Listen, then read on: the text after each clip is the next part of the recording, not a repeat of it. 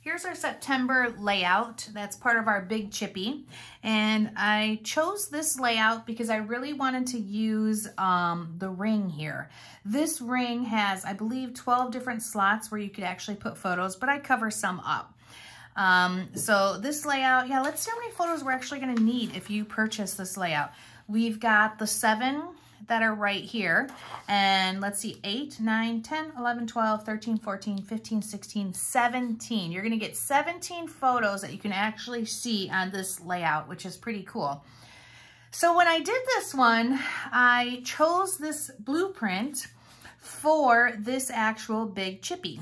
And instead of doing the 1/2-inch rings here that I would normally put on this layout, I replaced it with the film strip wheel, which I think is really cute, and it gives me a ton of photos, and it's a different look and idea. So just want to go over some other things with you, but when we're talking about how we are using the big chippy, sometimes I will absolutely find a layout that will fit with it, that has, you know, an actual spot for it, okay? So that's what happened with this one in September and our staycation. So let's go over a few more things now. So here we are with some of the pieces that I want to go over with our staycation layout. And so one of the first things is this piece of paper right here. We actually use part of this, and it looks like this portion, this bucket list on down, are the pieces that, well, I used adventure too. So I think I used this half of it. I know you need 1, 2, 3, 4, 5, at least those 5, 6, this piece here. So when you're doing this layout, I want you to actually cut from this side right here, because you use it as the bottom strip, and it looks like it's 3/4 of an inch by 12. So you're gonna take 3/4 of an inch off this side. Unless you like the packing list, then you can switch it up. But you know, we kind of want to use these pieces right in here. Okay, and that one also as part of our embellishment for these layouts. So set that aside, make sure you cut from this side only, and then you'll have all this left over to embellish with. So with that, we're going to talk about the wheel and our chipboard. So here is our chipboard pieces. If you have words like this, make sure you leave them inside this rectangle and ink them while they're in this instead of punching them out and then inking, because it's a lot easier. If you start with your wheel, we need to get all these little pieces out. So the easiest thing to do, and how I always start, is to just kind of bang them a little bit. And a lot of the stuff just falls out pretty easily if you do that. And if not, you just can, you know, this is a pretty hardy piece, so you should be able to push it through. And if you can't push it through, cut it with your scissors or an X-Acto knife. But get all of these pieces out before we ink and start adding our pictures. Okay. Now this wheel layout could be used for anything. You know, it doesn't have to be a staycation. You can just purchase the wheel, chipboard, and if you have a layout with a lot of pictures, and fill it up. Just make sure whatever blueprint you pick, it's one that will be fairly simple, because you're going to be covering up. Look at that. This is 12 by 12, and look how much of that I cover. Almost, you know, 80% of it, all the important parts. So make sure, let's get rid of this. Make sure that you pick a layout that has something on it that kind of shows a circle, so you can really give this a place to fit. And that's why I chose this layout right here. But you know me, I love circles. There's numerous layouts I could have chose to do this with, but this was the one. And we're gonna use our bingo dauber filled with vintage photo ink to get this covered quickly.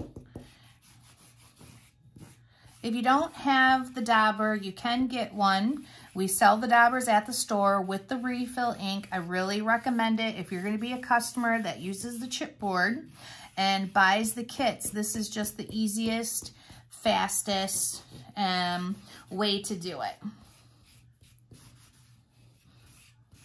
And it's much better for some of those delicate pieces than mashing it with the sponge.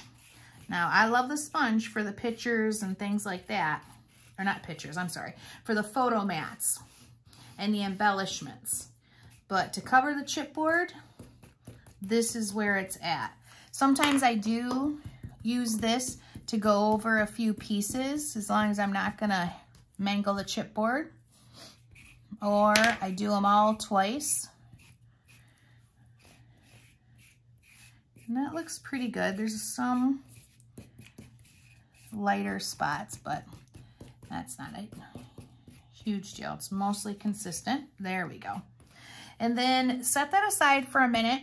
Let it dry before you start messing with it with the photos. And let's do our words. So the words, same thing. Just leave it in there. Cover the chipboard. Make sure it looks pretty uniform. If not, go over it again. Okay, that is perfect. Now, for getting these out, if you're new to our chipboard, if you're starting to get them out and use these, make sure you do a little bending like I am. And you can see that the top portion of all of these words want to come out, and that's because they're not connected there. They're only connected at the bottom in 2 spots. So in order to not mangle the chipboard, what you got to do is kind of cut away at the bottom of it so that it releases the top. And then you can see where it's connected when you just bend it a little bit. Now you can pull that off, or you can use your scissors to just cut it. So there's one. Let's make sure you guys can still see. Yep, okay. Let's do another. Cut away at the top to release the whole word, okay? And then you can push it down, and if it's still connected in one spot, you can use your scissors. But a lot of times they just pop out of there. So number 1 rule, release the top first and then cut away at the bottom until it releases also. Easy peasy. And if you have a little spot like that where it's still connected, just take your scissors or something small and push it through and it'll come right out the back.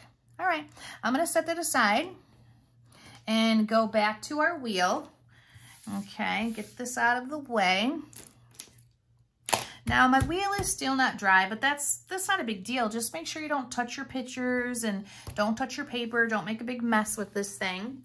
And I want to talk about how you fill it, okay? Because that is really something that some people struggle with.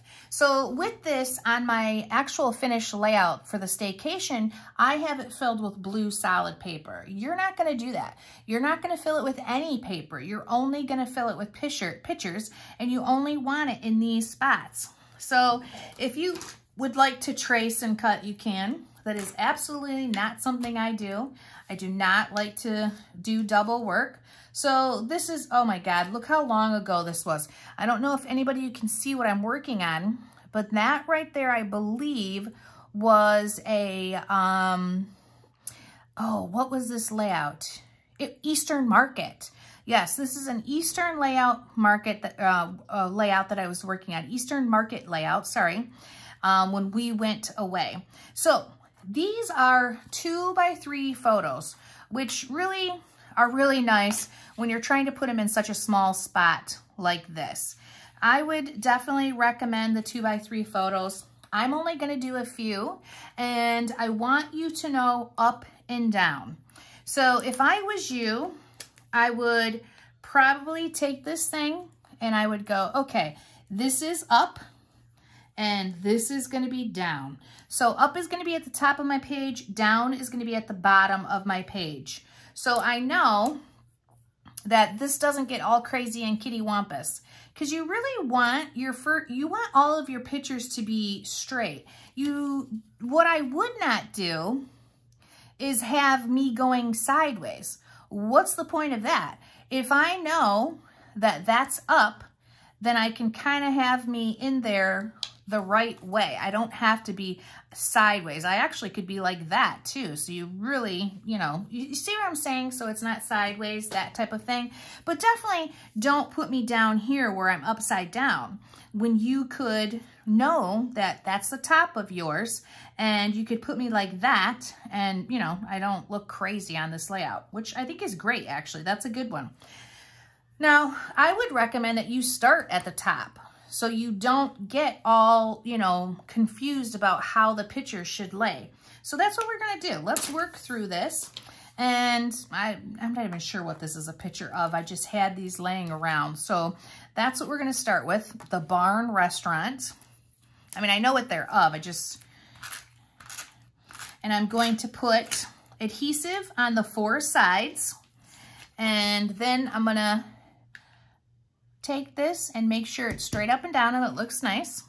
I'm going to take my scissors, and hopefully you have a pair of scissors that are Teflon so the adhesive doesn't stick to them, because it really dirties your scissors pretty fast. And then I'm just going to put it underneath there, and I'm going to keep trimming off the picture until it's only filling this spot. Excuse me.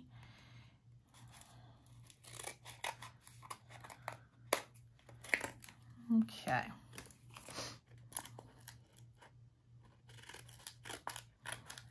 Just take your time, because, you don't really want to mess up your pictures and have it too small.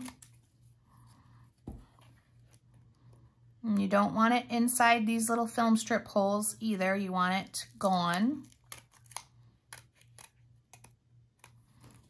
And that's it, guys. That is one of them. Now, I would start with my next one, which we have pictures of this barn restaurant, and I would keep working my way around. So, doot and doot, put my picture, pick how I want it to look. So this is my up and down, right? So I could go around the wheel, but I just don't feel that that's necessary. So I'm gonna put it straight up and down. And then push. I like to cut the lines first because it gives me room for the other parts, and the lines are the easiest.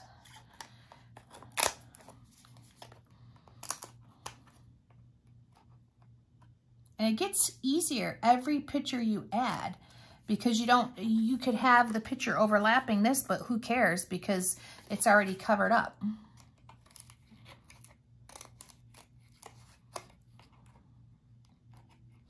Now on here, I cut a little bit too far, so I'm gonna reposition.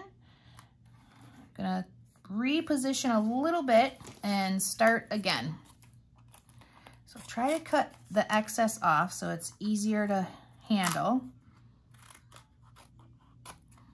There we go.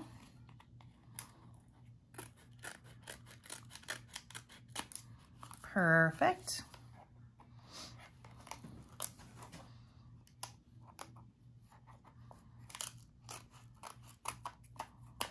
And then I've got a little bit that I'm seeing right in here. So I'm going to turn it over. I'm going to push that back and then trim it.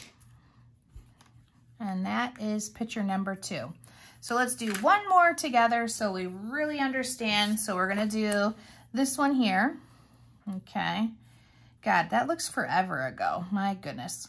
So, some people will want to do the wheel where it's working itself around. I absolutely do not. I want to make sure that, I don't look like I'm, totally upside down or anything like that. So technically, if the barn was here, that would be pretty much straight, but then there's a hole here and a little bit there. So I am going to compensate a little bit, but not much. Okay. So I've decided on that.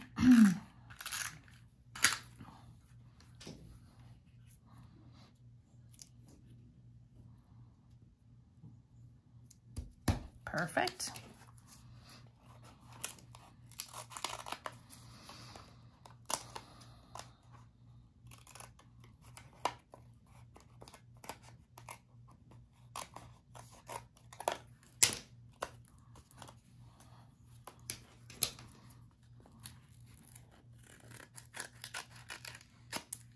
Awesome.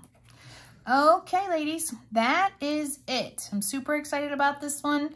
You're going to keep going around and making sure, if you're me, you're going to make sure your pictures are straight up and down, horizontal, vertical, whatever they are, not sideways like this. Nobody wants to see that. It doesn't make any sense. But when I put it like this, it certainly does make sense. So that's nice. And you keep doing that.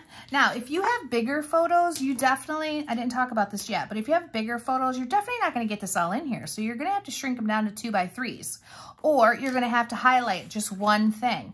Like on this one, maybe what I'm highlighting is that right there, the it's not a windmill. I don't know what it is because it's late at night and I'm tired, but oh Lord, I am really like, what is that?